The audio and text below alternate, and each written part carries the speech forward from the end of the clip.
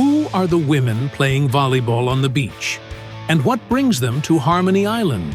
How will Alex interact with them? And will he find himself drawn into their lively and carefree world?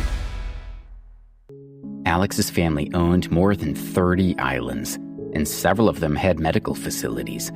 Squad 3 of the security team took Alex and Debbie to Harmony Island for treatment. They both had quite serious injuries, and Alex had been hit by 2 bullets. Although Debbie had managed to cling to life, she had been under the water for too long, resulting in injury to her brain. She hadn't regained consciousness. As soon as they arrived, the best doctor on the island operated on them. Alex had now been on the island for more than a week. Debbie was still in a coma, while Alex was only now being allowed out of bed. The first thing he did was visit Debbie. Alex was reassured when the doctor informed him that her condition was stable, and she should wake up within the next few days. Looking at Debbie's pale face, Alex smiled faintly. He walked out of the room leaning on a walking stick. After lying in bed for more than a week, he needed to get some air. 2 of the nurses who took care of Debbie watched him leave. "Who was that?" Amy asked. "Oh, Leah, I told you we should take turns sitting with Debbie. If anyone hurts her, I don't want to be held responsible." They rushed into the ward to check on their patient, only calming down when they saw she was safe. "I told you that this island is secure," Leah said. "Besides, this is the girlfriend of Alex Ambrose. Anyone who dares to touch her is courting death." "I saw how scared you were just now." Amy glanced at Leah before shifting her gaze back to Debbie. "Mr. Ambrose's girlfriend is very pretty. I don't know what she's normally like, but she's so quiet now." "It doesn't matter. She's Alex Ambrose's girlfriend. It's not as though she'll have much to do with us," Leah pointed out. "And you've seen the other Ambrose men's girlfriends with their noses in the air," she shuddered. "And what about Justin Ambrose's group of girlfriends? They're all they know how to do is make themselves beautiful, stay in shape, and seduce Justin Ambrose. Just look at them. They don't look like respectable girls at all." Leah's tone was bitter. "That's true," Amy nodded. "But Leah, why do I get the impression you're jealous? Did you want to seduce him yourself?" "Why would I be jealous?" Seeing that Amy was poking fun at her, Leah couldn't help but laugh. "You know I don't want to seduce him, but do you?" The 2 nurses began to tease each other. Debbie's eyelids twitched as she slowly opened her eyes.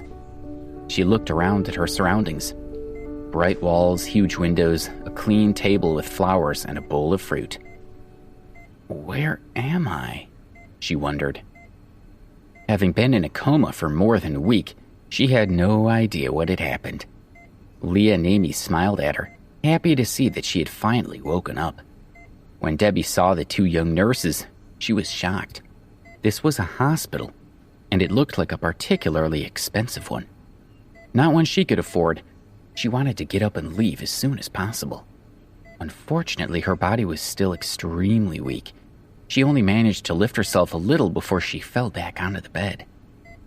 "Ma'am, lie still," Amy said in a worried tone. If they couldn't take care of Debbie properly, the family would fire them. "Please get the paperwork to discharge me," Debbie said, looking at them. "I want to leave the hospital." "You haven't fully recovered from your injuries yet," Leah told her. "You're not well enough to leave the hospital." "Even if I haven't recovered, I still have to leave," Debbie said.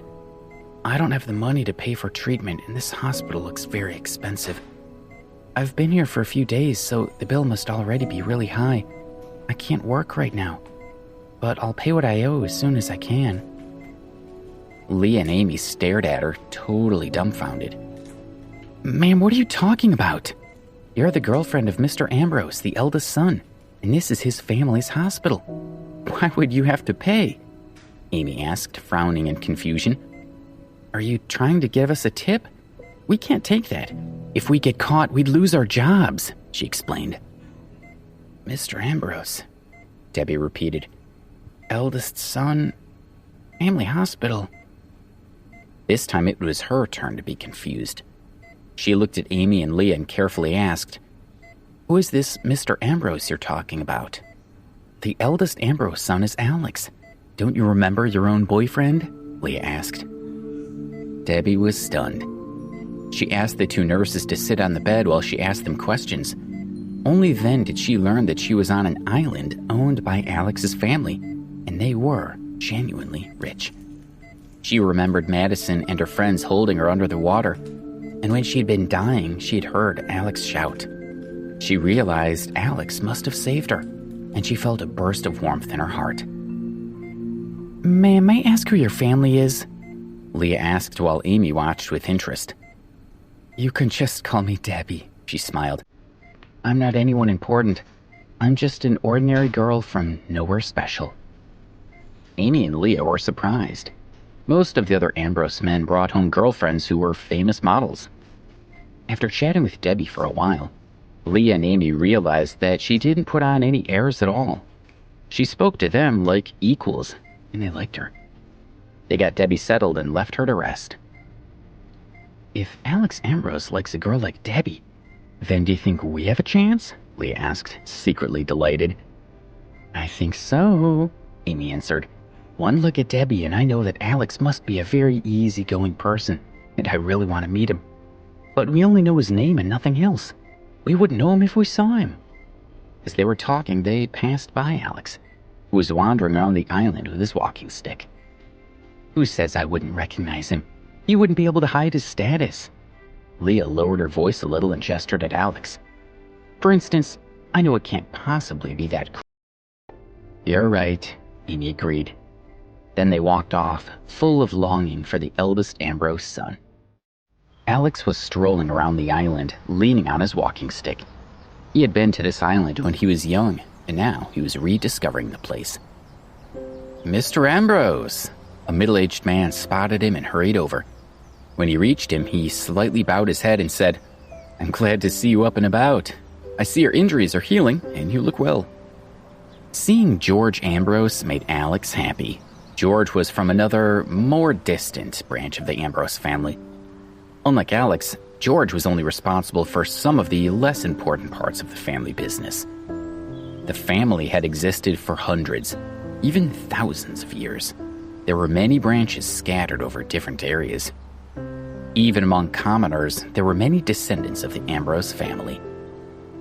I'm still recuperating, Alex said, so I'll have to trouble you to take care of me a bit longer. Alex was very grateful to George. During the days he'd been on the island, George had taken really good care of him. Mr. Ambrose, it's no trouble at all, George assured him. The entire island belongs to the family, and I only did my duty. I'm happy to be of assistance. George lowered his head.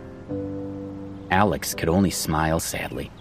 Ever since Alex was young, George had been nothing but polite and formal with him. Mr. Ambrose, your family has sent some news. I'll find you later to bring you up to date. George then revealed the most important piece of news. Grandpa's coming? Alex said excitedly. It had been 7 years since he had seen his beloved grandfather. Memories of him flashed through his mind, and a smile appeared on his face. I'll ask someone to help bathe you before your grandfather gets here, George said respectfully. Alex was still wearing the same clothes he had arrived in. George had already prepared clothes for him, but he hadn't worn them, insisting that his clothes were more comfortable. No need, Alex assured him with a smile. I'm fine like this. My grandfather knows what I'm like, and he won't mind. But, Mr. Ambrose, you're still... George wanted to persuade Alex to change, but it was too late.